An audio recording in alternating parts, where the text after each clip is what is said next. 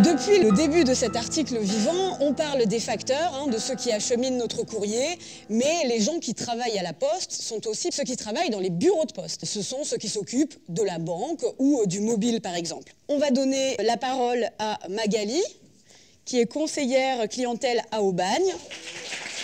Hop, micro. Est-ce que pour les gens qui sont en agence, eh bien, ces réorganisations, ça impacte aussi?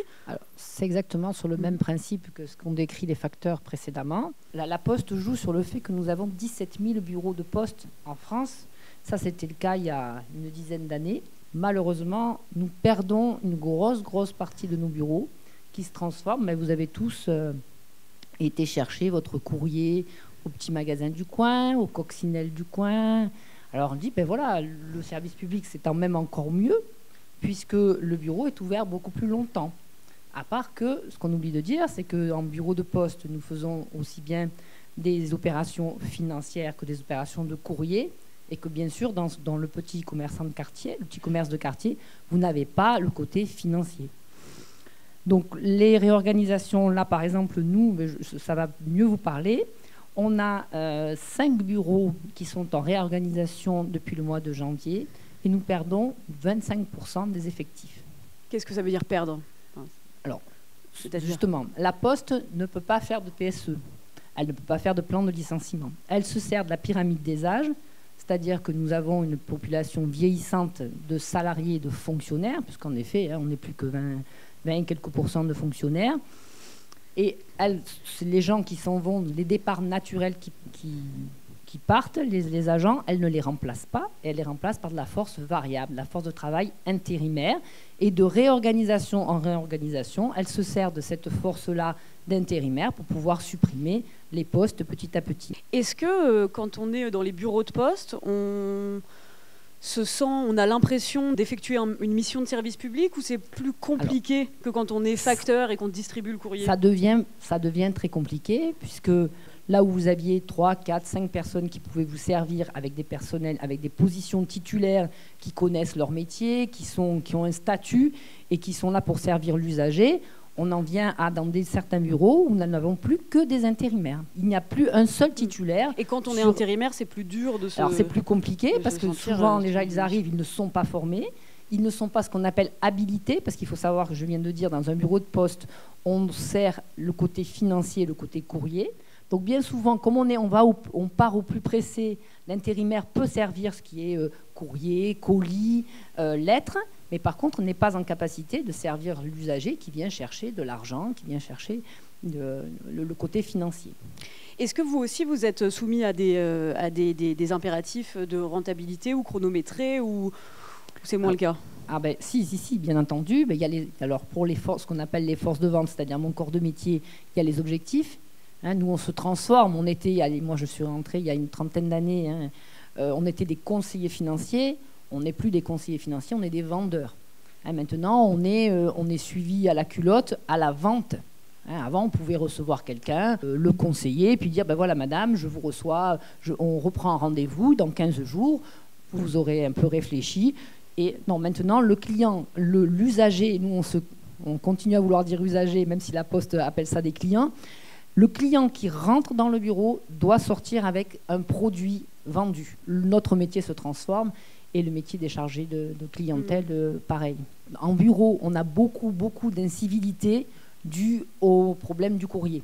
Par exemple, récemment, le mois de décembre, sur Marseille 13, on a un monsieur qui se plaignait parce qu'il paye le service Chronopost, donc on paye un certain prix pour avoir le colis le lendemain. Et ce monsieur vient le chercher et on lui répond, mais le chargé clientèle est de bonne foi. On lui dit, ben, le colis, je ne sais pas où il est. Et lui, il dit, mais moi, j'ai payé un service, je veux mon colis. Ben oui, ben... Alors, voilà. Alors, comme vous disiez, on est un groupe, la Poste, mais avec des directions bien séparées maintenant. On fait bien attention à ce que le courrier n'ait pratiquement plus rien à voir avec la branche réseau, et ce qui ne facilite pas les recherches quand on a des colis qui disparaissent, qui ne sont pas distribués à temps, etc. Merci beaucoup. Je vous invite à rejoindre votre place. Hop. Maintenant qu'on a dressé le portrait d'un service public qui semble à bout de souffle, On peut se poser la question à $1 million, hein, qu'est-ce qu'on fait? Pour nous aider à répondre à cette épineuse question, nous accueillons Prune Efter-Noah. Elle est porte-parole du collectif Nos Services Publics et également conseillère Europe Écologie Les Verts dans le 4e et 5e arrondissement de Marseille. Merci beaucoup. Après tout ce que vous venez d'entendre, à quoi joue la Poste en fait? La Poste, elle joue au jeu de la libéralisation européenne qui a été décidée dans les années 90. Elle joue le jeu de la concurrence et de la rentabilité. Et donc, elle pressurise les agents, elle dégrade le service rendu aux usagers et elle fait le maximum de profit. Voilà. Donc, elle joue le grand jeu de la libéralisation en prenant en plus, je pense, les usagers pour des idiots quand elle prétend remplacer la lettre rouge par une i-lettre rouge. Alors vous êtes aussi politique, hein. Est-ce que la question des services publics, ça ne devrait pas être une décision collective en fait et démocratique? Et est-ce que vous pensez qu'à contrario, en fait, on va devoir faire des choix et maintenant se dire, c'est les hôpitaux plutôt que les bureaux de poste, c'est l'éducation plutôt que les correspondances? Est-ce qu'on tend vers ça? En fait, on devrait tendre vers tout le contraire, c'est-à-dire qu'on est dans une société qui évolue avec des nouveaux besoins et donc le champ des services publics devrait s'étendre avec un service public de l'alimentation, un service public du logement, un service public de l'écologie, parce que l'objectif du service public, c'est de mettre chacun et chacune à égalité d'un panier de besoins et de services qui sont considérés comme essentiels. Donc c'est vraiment l'égalité qui est au cœur. Et aujourd'hui, on a plus que jamais besoin de cette égalité. Donc faire le choix contraire, tourner le dos au service public, c'est se diriger vers une société où les inégalités ne font que s'accroître. C'est un modèle de société qui est choisi à rebours des prétentions à plus d'égalité au sein de la société. Dernière question, hein, elle est vaste, mais pourquoi, selon vous, le service public est, pardonnez ma grandiloquence, mais est ce qui fait société? C'est un petit peu ce que je disais tout à l'heure.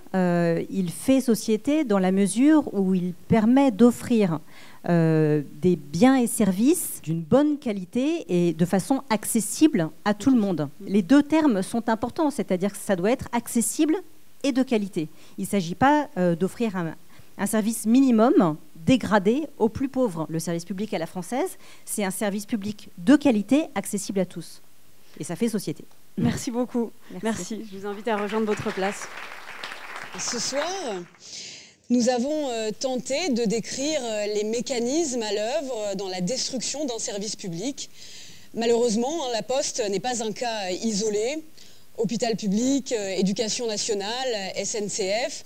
Depuis des dizaines d'années, nos dirigeants semblent poursuivre un même objectif, rendre tous les secteurs de l'économie au privé, faire marcher de tout. Reste à savoir si c'est vraiment ça que nous voulons.